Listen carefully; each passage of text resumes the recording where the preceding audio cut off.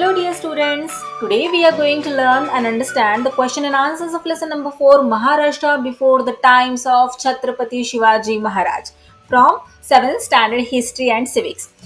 टेक्स्टबुकमध्ये page number 18 वर हा exercise दिलेला आहे. आजच्या व्हिडिओमध्ये या एक्सरसाइजमध्ये जे क्वेश्चन्स विचारलेले आहेत त्यांचे आन्सर्स आपण डिस्कस करणार आहोत. सो फर्स्ट क्वेश्चन आहे कंप्लीट द फॉलोइंग चार्ट. या चार्टकडे व्यवस्थित ऑब्झर्व करा. काय दिलेले आहे या चार्टमध्ये? तर हे पहा, हे वेगवेगळे कॉलम्स दिलेले आहेत. इथे या कॉलममध्ये दिलेले आहे विलेज और मौजा. विलेजलाच मौजा असे म्हटले जात पूर्वी. मग कसबा, परगणा. What it means? विलेज म्हणजे काय ते आपल्याला सांगायचे आहे, कसबा म्हणजे काय आणि परगणा म्हणजे काय. मग त्यांचे ऑफिसर्सला काय म्हणत पूर्वी? विलेजच्या ऑफिसर्सला, कसब्याच्या ऑफिसर्सला आणि परगणाच्या ऑफिसर्सला. आणि मग एक्झाम्पल्स आपल्याला द्यायचे आहेत. चला मग आता आपण पाहूयात की विलेज किंवा मौजा म्हणजे काय. सो अ स्मॉल विलेज, छोट्या विलेज, खेड्याला गाव किंवा मौजा असं म्हणत.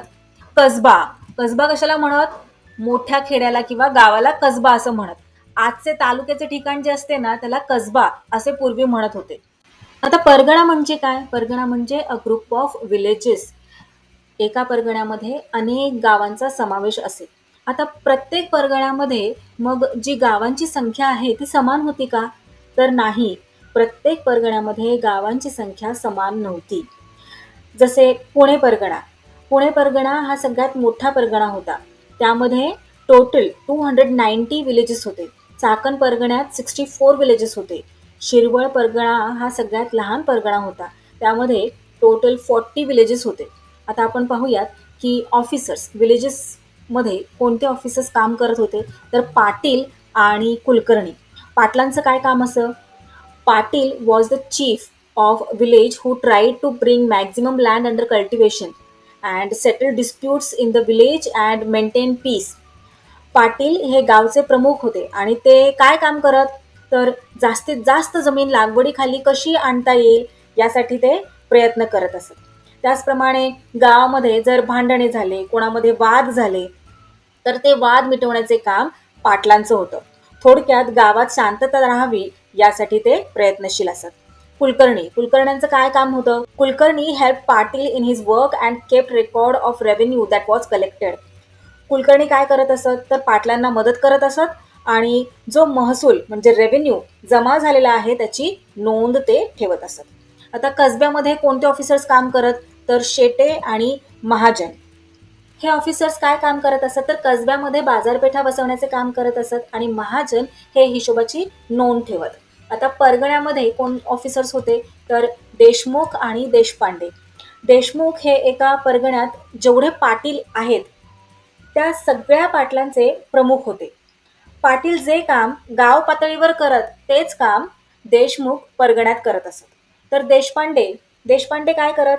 तर हे एका परगण्यात जेवढे कुलकर्णी आहेत ना त्या सगळ्यांचे प्रमुख होते आणि गाव पातळीवर कुलकर्णी जे काम करत तेच काम परगण्यामध्ये देशपांडे करत. एक्झाम्पल्स पाहूयात. बावधान हे एक छोटे खेडेगाव आहे. वाई हा कसबा आहे. कसबा जिथे बाजारपेठा भरत असत. मोठ्या गावास कसबा असे म्हणत. आजचे तालुक्याचे ठिकाण म्हणजे त्याला पूर्वी कसबा असं म्हणत. आता परगणा, परगणा म्हणजे आजचे जिल्ह्यांचे ठिकाण ज्याच्यामध्ये अनेक गावांचा समावेश असतो. मग इथे काय येणार? पुणे. पुणे हा परगणा होता. नेक्स्ट पाहूयात question number 2. Right the meaning, explain concept. बुद्रुक, बुद्रुक म्हणजे काय? चला पाहूयात आपण. To indicate two villages are separate the terms Budruk and Khurd were used. The original village was named as Budruk and the new village was known as Khurd. Example, Vadgav Budruk and Vadgav Khurd. दोन वेगळी वेगळी गावे आहेत हे सांगण्यासाठी बुद्रुक आणि खुर्द या शब्दांचा वापर करत. जे ओरिजिनल गाव आहे, मूळ गाव, त्याला काय म्हणत? बुद्रुक असं म्हणत. तर जे नव्याने वसलेलं गाव आहे त्याला खुर्द असं म्हणत. फॉर एक्झाम्पल वडगाव बुद्रुक आणि वडगाव खुर्द. वडगाव बुद्रुक हे मूळचं गाव आहे आणि नवीन वसलेलं गाव जे आहे ते आहे वडगाव खुर्द. नेक्स्ट आहे बलुता. पाहूयात बलुता म्हणजे काय. There were village artisans with hereditary rights regarding their occupations. काय दिलेलं आहे इथे? की आर्टिझन्स म्हणजे कारागीर आणि हेरिडेटरी म्हणजे वंशपरंपरागत. वंशपरंपरागत जो व्यवसाय चालत आलेला आहे तो व्यवसाय करणारे आर्टिझन्स म्हणजे कारागीर. म्हणजे कुंभाराचा मुलगा कुंभाराचं काम करणार, लोहाराचा मुलगा लोहाराचं काम करणार, सोनाराचा मुलगा सोने घडवण्याचं काम करणार, शिंप्याचा मुलगा कपडे शिवण्याचं काम करणार. मग हे जे वंशपरंपरागत काम करत आलेले आहेत आर्टिझन्स कारागीर, ते काय करत असत? The artisans rendered service to the villagers and in return the farmers tenants gave a share of their agriculture produce. Agriculture produce म्हणजे काय? शेतातून निघणारं जे उत्पन्न आहे किंवा शेतातून निघणारा जो शेतमाल आहे त्याला म्हणणार agriculture produce. This share was known as baluta. काय दिलेलं आहे की वंशपरंपरागत करत येणारे जे कारागीर आहेत ते काय करत, जे शेतकरी आहेत त्यांना सेवा पुरवण्याचं काम करत असत. म्हणजे जर एखाद्याला कपड्यांची गरज आहे तर हे कारागीर त्यांना कपडे देत, एखाद्याला मडके हवे आहेत किंवा मातीची भांडी हवी आहेत, मग हे कारागीर त्यांना मातीची भांडी पुरवत. कोणाला शेतामध्ये लागणारे अवजारं हवे आहेत, मग हे कारागीर काय करत, लोहार शेतामध्ये जे लागणारे अवजारं आहेत ते बनवत असतो की नाही, मग लोहार काय करतो, शेतकऱ्याला ही अवजारे पुरवत असतो. मग ही जी सेवा हे आर्टिस्ट, हे जे कारागीर आहेत ते या शेतकऱ्यांना पुरवतात. त्या मोबदल्यात शेतकरी त्यांना काय देतात, तर ॲग्रिकल्चर प्रोड्यूस म्हणजे शेतामध्ये जो शेतमाल निघतो तो शेतमाल हे शेतकरी या कारागिरांना देतात. मग या वाट्याला काय म्हणतात, या शेतमालाचा जो वाटा शेतकरी कारागिरांना देत असतो त्या वाट्याला काय म्हणतात, बलुता. This share was known as baluta. Next आहे वतन. वतन म्हणजे काय? The term watan is Arabic. In medieval Maharashtra it meant hereditary and permanent right for which the holder need not pay any revenue. वंश परंपरेने आणि कायमस्वरूपी उपभोगण्यास दिलेली सारामुक्त जमीन म्हणजे वतन होय. नेक्स्ट पाहूयात question number 3. Find and write. People from Africa who had settled along the Konkan coastline. Konkan coastline म्हणजे कोकण किनारपट्टी. कोकण किनारपट्टीवर आफ्रिकेतून आलेले लोक कोण होते, तर the Siddhi of Africa. The author of Amritanubhav. Amritanubhav ग्रंथाचे रचनाकार कोण होते, संत ज्ञानेश्वर. संत तुकाराम्स प्लेस. संत तुकारामांचे गाव कोणते होते, तर Dehu village near Pune. He composed bharud. भारुडाचे रचनाकार कोणी भारूड कंपोज केले, तर Sant Eknath. He explained the importance of fitness. Physical फिटनेसचं महत्त्व सांगणारे कोण होते, रामदास स्वामी, समर्थ रामदास स्वामी. वुमन सन्स बऱ्याच होत्या, हो की नाही? स्त्री संतांची नावे सांगायची आहेत आपल्याला. कोण कोण होत्या त्या, तर संत सोयराबाई, संत निर्मलाबाई, संत मुक्ताबाई, संत जनाबाई, संत कान्होपात्रा, संत बहिणाबाई, संत शिवूरकर. नेक्स्ट आहे question number 4. Right about these personalities and their work in your own words. इथे खाली काही पर्सनॅलिटीज व्यक्तिमत्व दिलेले आहे, त्यांच्या कार्याबद्दल आपल्याला सांगायचं आहे. पहिलं दिलेलं आहे व्यक्तिमत्व संत नामदेव. चला तर मग राईट करूयात आपण. Sant Namdev, a great Sant, led the foundation of the Warkari movement. Sant Namdev या थोर संतांनी वारकरी चळवळीचा पाया घातला. He was a versatile kirtankar. Versatile म्हणजे अष्टपैलू. And a skilled organiser. Organiser म्हणजे संघटक. ते एक अष्टपैलू कीर्तनकार आणि कुशल संघटक होते. ही कंपोज्ड. कंपोज्ड म्हणजे रचना करणे. He composed many abhangas, devotional verses. त्यांनी अनेक अभंगांची रचना केली. He travelled from village to village in Maharashtra to spread the message of Bhagwat Dharma and equality. त्यांनी महाराष्ट्रातील गावोगावी प्रवास केला. या गावातून त्या गावात त्यांनी प्रवास केला. कशासाठी? भागवत धर्माचा प्रचार प्रसार करण्यासाठी आणि समतेचा संदेश देण्यासाठी. He travelled to Punjab and his Hindi devotional verses were included in Guru Granth Sahib. संत नामदेव हे पुढे पंजाबमध्ये सुद्धा गेले आणि त्यांचे जे हिंदीमध्ये श्लोक आहेत ना, ते श्लोक गुरु ग्रंथ साहिब या ग्रंथामध्ये सुद्धा इन्क्लूड केलेले आहेत. ही build a memorial of Sant Chokhamela at Pandharpur. त्यांनी पंढरपूर येथे संत चोखामेळा यांचे स्मारक बांधलेले आहे. नेक्स्ट पाहूयात संत ज्ञानेश्वर. संत Dnyaneshwar was the founder of the Warkari movement in Maharashtra. संत ज्ञानेश्वर हे महाराष्ट्रातील वारकरी चळवळीचे संस्थापक होते. ही ट्रान्सलेटेड भगवद्गीता इंटू भावार्थ दीपिका और ज्ञानेश्वरी इन सिंपल मराठी. आपल्याला सगळ्यांनाच माहीत आहे भगवद्गीता संस्कृत भाषेमध्ये होती. सर्वसामान्य लोकांना ती त्यामुळे कळत नव्हती. भगवद्गीतेचा अर्थ कळत नव्हता संस्कृत भाषेमध्ये असल्यामुळे. मग संत ज्ञानेश्वर यांनी काय केलं, त्याचे मराठीत ट्रान्सलेशन केले आणि त्या ग्रंथाला काय म्हणतात, ज्ञानेश्वरी, हो की नाही, किंवा Bhavartha Deepika. He also composed Amrutanubhav and wrote many abhangas and preached bhakti marg the way of devotion to the common people. त्यांनी अमृतानुभव सुद्धा रचले. त्याचबरोबर त्यांनी अनेक अभंग लिहून भक्ती मार्गाचा उपदेश सर्वसामान्य लोकांना दिला. Pasaydan composed in Dnyaneshwari uplifts the mind. आपल्याला सगळ्यांनाच माहीत आहे पसायदान, हो की नाही. आता विश्वात्मके देवे येणे वाक्यज्ञ तोषावे, तोषोनी मच द्यावे पसायदान हे आपण सगळेजण म्हणत असतो. यामुळे काय होतं, आपल्याला आपल्या मनाला उभारी मिळते, नवीन उत्तेजना मिळते. सो संत ज्ञानेश्वर यांनी पसायदान सुद्धा कंपोज केलेले आहे, रचलेले आहे ज्ञानेश्वरीमध्ये. हो, his life was spent in very adverse circumstances. He never lost काम ऑफ हिज माइंड और नेव्हर हार्बर्ड बिटरनेस.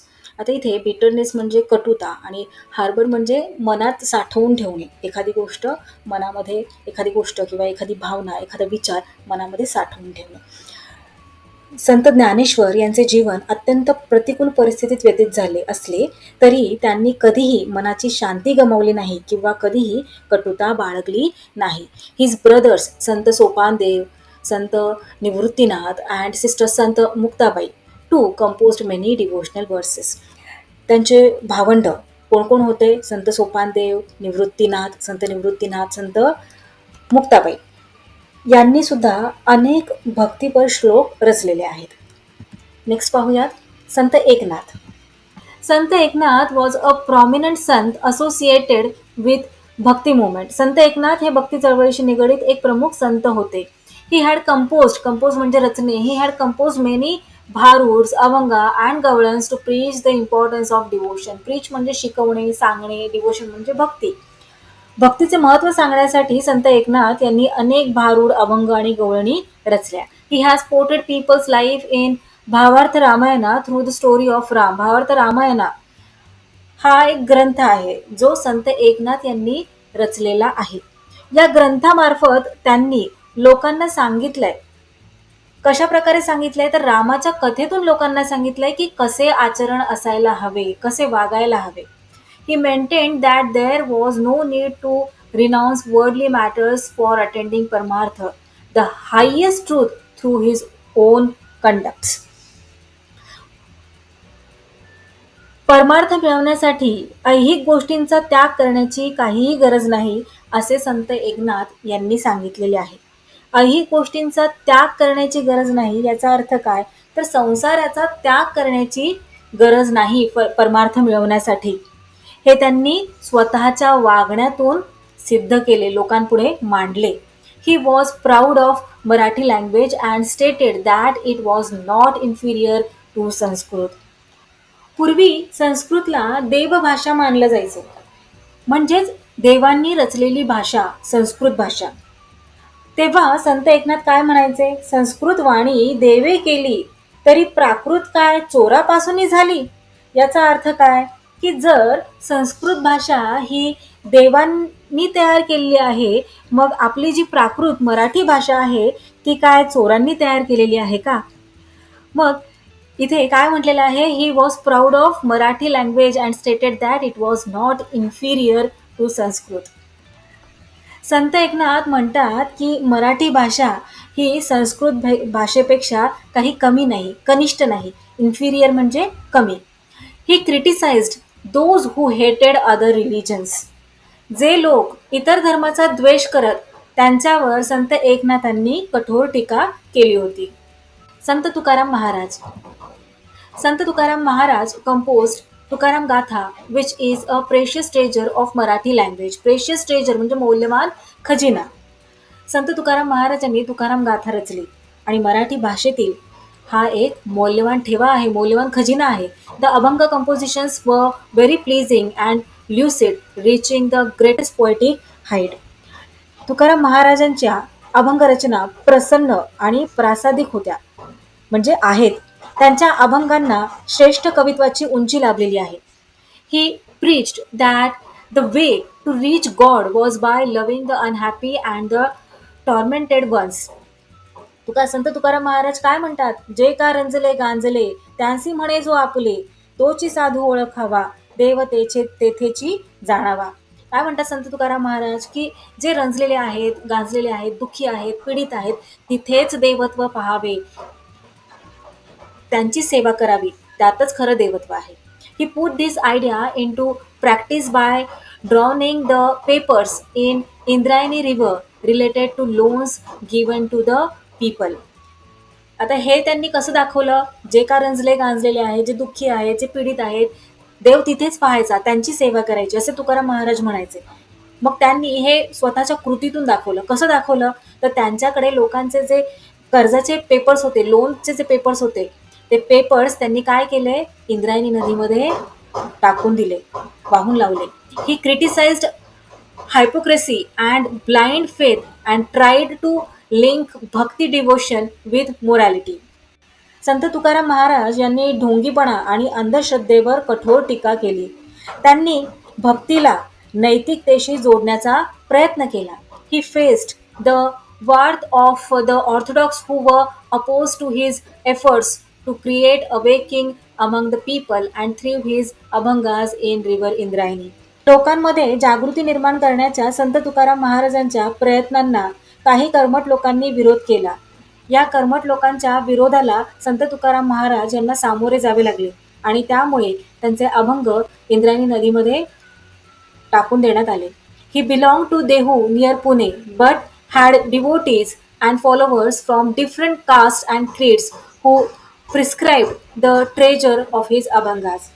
संत तुकाराम महाराज हे पुण्यातल्या देहू येथील होते, पण त्यांचे जे भक्त होते, त्यांचे जे फॉलोवर्स होते, ते वेगवेगळ्या कास्टचे, वेगवेगळ्या जातीचे, वेगवेगळ्या संप्रदायाचे होते. त्यांच्या फॉलोवर्सनी काय केलं? तर त्यांचे जे अभंग इंद्रायणी नदीमध्ये टाकून देण्यात आले होते, ते अभंग या फॉलोवर्स आणि डिवोटीजने पुन्हा लिहून काढले. त्यांचे जे फॉलोवर्स होते, त्या फॉलोवर्सला संत तुकाराम महाराजांचे अभंग हे तोंडपाठ होते. त्यामुळे जरी या कर्मठ लोकांनी इंद्रायणी नदीमध्ये संत तुकाराम महाराजांचे अभंग टाकून दिले, तरी सुद्धा संत तुकाराम महाराजांचे जे भक्त होते, जे अनुयायी होते, त्यांनी संत तुकाराम महाराज यांचे अभंग पुन्हा लिहून काढले. नेक्स्ट क्वेश्चन आहे क्वेश्चन नंबर 5. वाय वर droughts a great calamity for the people? Droughts म्हणजे दुष्काळ आणि कॅलॅमिटी म्हणजे आपत्ती, संकट. दुष्काळ ही लोकांसाठी मोठी आपत्ती, मोठं संकट का होतं? आन्सर पाहूयात. ड्रॉट्स व a great calamity for the people because a great famine म्हणजेच drought of 1630 CE in Maharashtra caused acute shortage of food grains and forced people to migrate to faraway regions in search of a livelihood.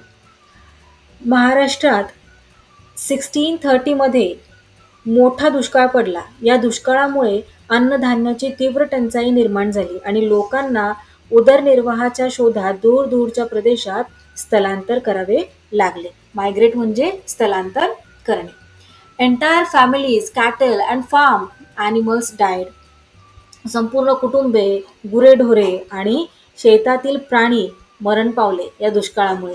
It devastated agriculture and industry and all financial transactions came to a standstill.